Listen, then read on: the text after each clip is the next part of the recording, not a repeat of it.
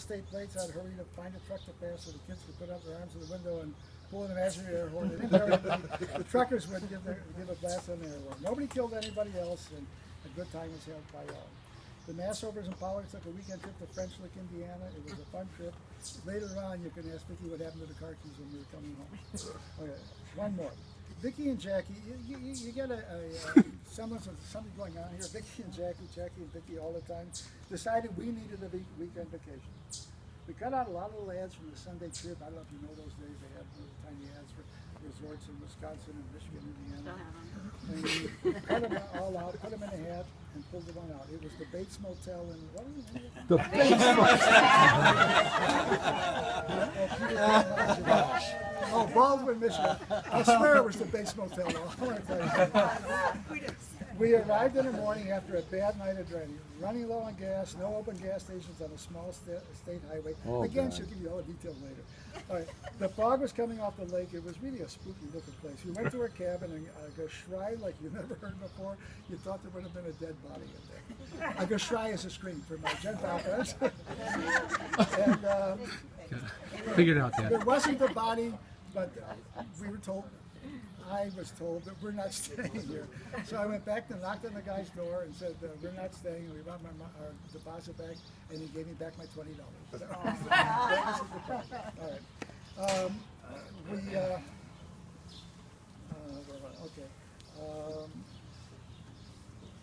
right. And we ended up at Fiddleman's in South Haven. Oh. It was a 700-mile drive to Fiddleman's in South Haven. Needless to say, it wasn't a lot of fun.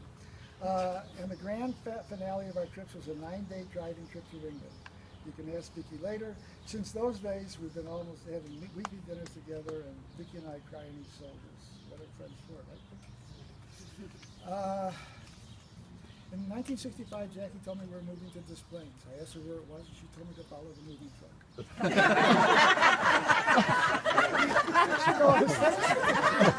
That's great. Follow the moving truck.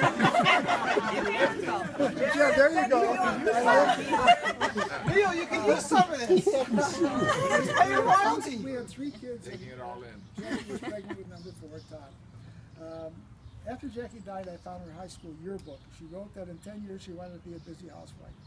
So at 28 years old, she had 3 kids. She was pregnant with our 4th, a new house. She was a busy housewife. Our development wasn't finished when we moved in. We were the 8th one to move in. There were sidewalks, there were no streets, there was no grass, and it was the end of April, and in April it rains in Chicago. There was a bit of mud around. And what does Jackie say? Kids go out and play. In those days, laundry was women's work. To me, it still is, but so I didn't interfere. I don't need help. There are some nice folks a couple doors down with whom we became friendly. These folks are Barbara and Neil Reisman. She's Barbara, he's Neil. And going on 50 years, we've been friends. Barbara and Jackie decided, you know, there's a pattern here that the 2 families would go to Expo 67 in Montreal. In a Hadassah magazine, Barbara found a woman who was renting out beds or rooms, whatever it was, I don't remember. But we packed up 4 adults, 6 kids, a buggy. Todd was only 2, and headed for Montreal.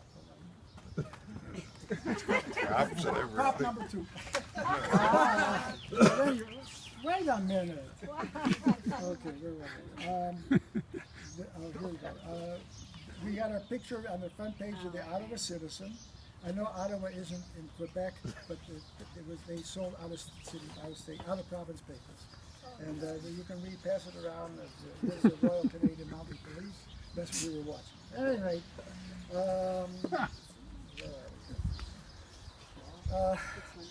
that was 47 years ago, and the kids are still talking to each other. Bully the kids. My kids, I know. The 4 of us have seen each other. The 4 of us have traveled the world together. We went to Nauvoo, Illinois, a place no one should miss. And from there, we went to a romantic place in Iowa across the Mississippi called Keokuk. We watched the boats and the barges go through the locks. That was the highlight of the trip. Talk about adventurous people.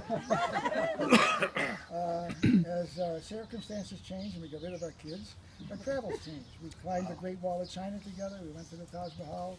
We went to Vietnam, Cambodia, took a cruise on the Brazilian Amazon where we fished for piranha and petted wild Who'd you point to? Oh. After we moved to Northport 35 years ago, we remained members of Main Township Jewish congregation. One day, a fellow comes into services in the same cottage for his mother. We always had a big breakfast after davening. No eggs, Rabbi, I'm sorry. I couldn't make eggs. I still can't. But we had toasted bagels, cream cheese, jam, herring, additional schnapps. It was a good time every morning. And that was Ben Isaac. Ben stayed for breakfast and we became friendly. One of our group, a fellow named Zelix Bun, who had a deli in Highland Park, some of you might know him. He had a customer, a nice young lady who was not married. He made a shidduch, and if you want to find out how badly he screwed up the intro, just ask Ben or Denise. Where are you, Denise? I'm right here. Everybody, now we're sitting with couples. That's all right. Okay. At any rate, in spite of the strange intro, Denise, who lives right over there, where am I? And Ben hit it off and married. Since then, the college and the libraries have been very good friends, but sometimes I think it's one-sided. I think the only reason Ben wants to remain friends is because he needs someone tall to help him put up the sukkah and take down the sukkah. Right? Okay, I'm almost finished. Okay. These folks are Carol and Tony Lewandowski. She's Carol, he's Tony. The house across the street was sold. I don't know when. How many years ago, Carol? Maybe 25. 25 years ago? Okay, I know about 25. Wow. Anyway, new people moved in. Notice I didn't say a young couple. We're beyond that stage. I didn't wait for Jackie to tell me, Jer, new people don't move in across the street. Go introduce yourself. I noticed a Packard in the garage. Figured out this new neighbor was my kind of guy. Only 4 more days. That was the beginning of a beautiful friendship. Dinners together, short trips in our Packards together. Tony's great with old cars, and more importantly, he's willing to share, give of his time and energy, knowledge and experience, and willingness to teach a novice the ins and outs of tinkering. I haven't mentioned Carol because if I give her all the accolades she deserves, Tony won't help me anymore. When Jackie told her about her diagnosis, Carol, who was a survivor, told Jackie, "You have 30 minutes a day to feel sorry for yourself, then go on with your life." Jackie took Carol to heart. If she never used those 30 minutes a day,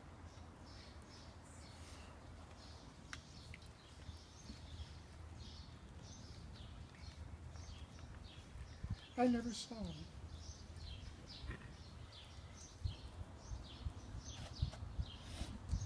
I don't know who among you were here during Shiva when our sewer backed up and we had no water or toilets. But Carol said, send everybody across the street. So everybody had to go to the bathroom, went across the street. Tony, it's like having an outhouse. I couldn't put it down. Tony got tired of answering the bell every time one of my guests had to use the bathroom, so he put up a sign on the door. Doors open, toilets on the right. After the morning meeting, Tony would come across the street, we had coffee, and Tony would listen to me cry my heart out. I don't know if you can tell from where you're sitting, but Tony has the biggest shoulders in the world.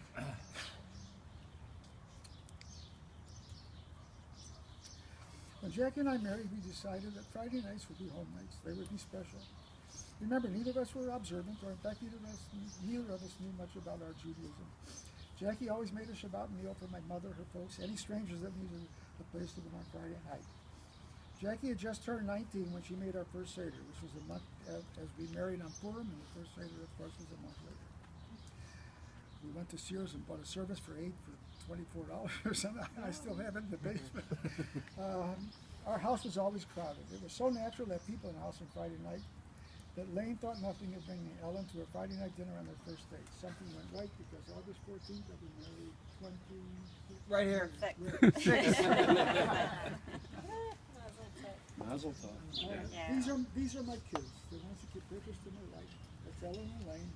He's the good-looking one in the family, and the reason I know that is everyone says he looks like his father. just look at that corner.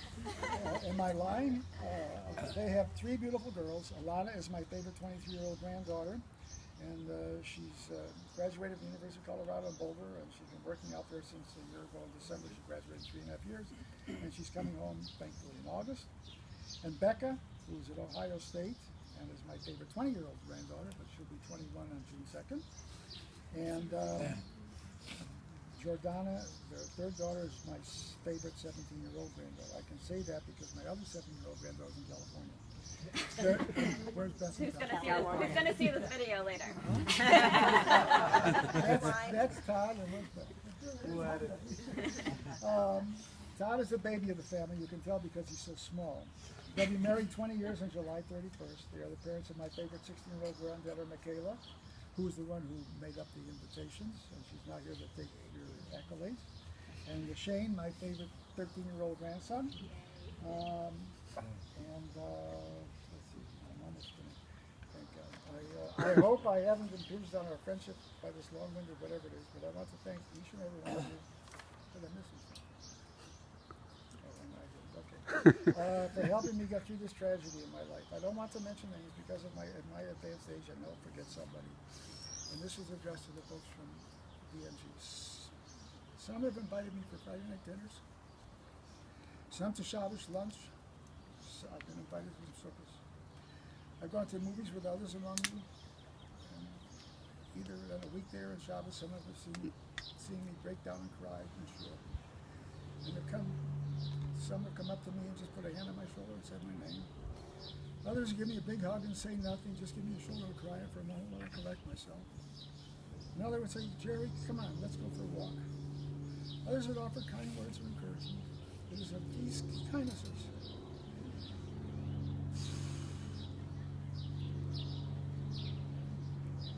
that you have shown me, for which I thank you. Let's have a drink. We're going to drink a l'chaim. We're going to give you the Neil, you want one? Oh, no. Girls? No, it's okay. None of you? You drink it for us. One for each of you? Try to touch Start and forget the words. You got one? I don't.